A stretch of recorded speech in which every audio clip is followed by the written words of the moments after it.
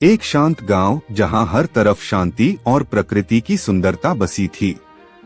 चांदनी रात में गांव के लोग पंचायत भवन के पास इकट्ठा हुए थे। ऐसा लग रहा था जैसे कोई विशेष सभा हो रही हो। सभा की अध्यक्षता कर रहे थे बुजुर्ग मुखिया राम सिंह। सभी के चेहरे गंभीर थे।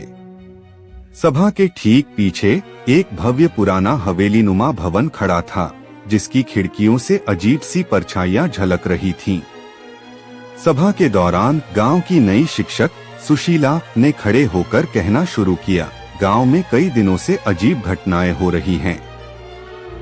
खेतों से गायब फसलें, रात को अजीब सी आवाजें और हवेली के पास जलती बुझती रोशनी। हमें सच का पता लगाना होगा। तभी एक युवक अमर, जो गांव का सबसे बहादुर लड़का था, खड़ा हुआ और बोला, मैं हवेली में जाकर पता लगाऊंगा। ये रहस्य अब खत्म होना चाहिए। मुखिया ने सहमति दी, लेकिन एक शर्त रखी, अमर अकेले नहीं जाएगा। उसके साथ 2 और लोग रहेंगे। आखिरकार सुशीला और गांव का एक बुजुर्ग हरिदास अमर के साथ चलने को तैयार हुए।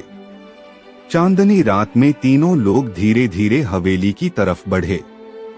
हवेली के दरवाजे पर पहुंचते ही उन्हें तेज ठंडी हवा का झोंका महसूस हुआ। अमर ने दरवाजा धक्का दिया और तीनों अंदर चले गए। अंदर का माहौल रहस्यमयी था। दीवारों पर अजीबोगरीब चित्र बने हुए थे और हवा में एक अजीब गंध थी। अचानक ऊपर की मंजिल से किसी के कदमों की आवाज आई। अमर ने इशारे से सुशीला और हरिदास को शांत रहने को कहा। तीनों धीरे धीरे सीढ़ियां चढ़ने लगे। ऊपर पहुंचते ही उन्होंने देखा कि एक आदमी पुराने दस्तावेज पढ़ रहा था। दस्तावेज में कुछ गुप्त नक्शे और हस्तलिखित कोड थे। सुशीला ने धीरे से फुसफुसाया, ये कौन हो सकता है? तभी उस आदमी ने पीछे मुड़कर देखा। यह कोई और नहीं बल्कि गांव का वही आदमी था जो दिन में सभा में सबसे ज्यादा चुप था, रघुनाथ। रघुनाथ चौंक गया और दस्तावेज छुपाने की कोशिश करने लगा, लेकिन अमर ने तुरंत उसे पकड़ लिया। अमर ने कड़ाई से पूछा, तुम यहाँ क्या कर रहे हो? ये दस्तावेज क्या हैं? रघुनाथ ने पहले तो झूठ बोलने की कोशिश की, लेकिन जब हरिदास ने गुस्से में उसे डांटा तो वह टूट गया। उसने बताया कि हवेली के नीचे एक छुपा हुआ खजाना है जो पुराने राजा के समय से दफन है। वह इस खजाने को चुराने की योजना बना रहा था। दस्तावेज में उस खजाने का नक्शा और कोड था। रघुनाथ ने हवेली के नीचे के तहखाने का दरवाजा भी दिखाया। जब तीनों ने तहखाने का दरवाजा खोला तो उन्हें वहां सोने और चांदी के सिक्कों का विशाल भंडार मिला।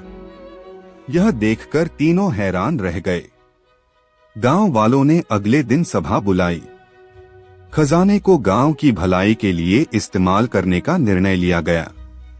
रघुनाथ को उसकी लालच और धोखेबाजी के लिए सजा दी गई। इस घटना ने गांव के लोगों को यह सिखाया कि लालच और स्वार्थ से कुछ हासिल नहीं होता। और चांदनी रात का रहस्य सुलझ गया, लेकिन यह कहानी गांव में वर्षों तक याद की जाती रही। चैनल को अभी सब्सक्राइब करें और बेल आइकन दबाएं।